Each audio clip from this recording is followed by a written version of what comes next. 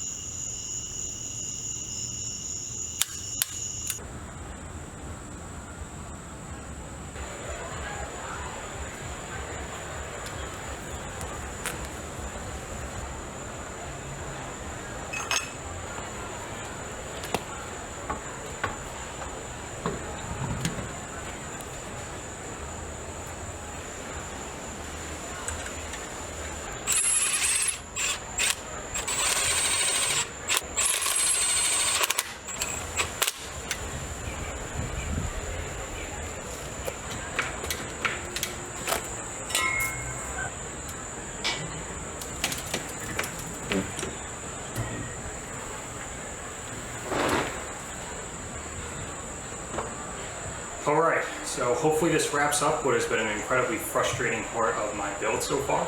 Countless people have put aftermarket wheels, tires, studs, and spacers on their car. I seem to be having more trouble than most. This setup appeared to be an issue from the start just because I realized early on the spacer setup that should fit given the sizing I had wouldn't work. This is because of just variation from the tire manufacturer to the tire manufacturer. The 245 fit like a 255. This wasn't out of the realm of possibility, but unfortunately that meant I had to roll and pull my fenders. So introduced delays while getting the tool, and then I had, put it down, fit it, put it back up, fit it, get it all set up. Everything looks good. I've trimmed my fender liners, I've rolled my fenders, I've bought the right spacers, I've got the right wheel and tire combo. Take it on the road, I'm not rubbing, great. Make it 90 miles, go to a gas station, pull in the sheets, what do you know? I've put a screw in the tire. So 100 miles on the tire, didn't buy it from Tire Rack, so I wasn't able to replace it for free. Bought another one of those, mounted that. Luckily I had a spare set of wheels and tires that fit, the ones that I was replacing. Those are actually behind me right now. And then I went, got everything set back up again, heat cycled these in on the track, and some part between swapping back and forth between my backup set and this full-time set, I noticed that I snapped a stud. So these extended studs, for whatever reason, they had less than 1 weekend on them. They were all good to go as far as the paper test that Bimmerwell recommends. So not really sure why we had a stud failure, so I'm just running the same setup and hoping nothing happens, which is the definition of insanity for some people. And so now we're gonna shake this down at Lime Rock, just good far, 500-mile drive each way. Hope that everything goes well, and we'll see, because if it doesn't go well, I might be doing some AAA calls and hoping to get back on a flatbed.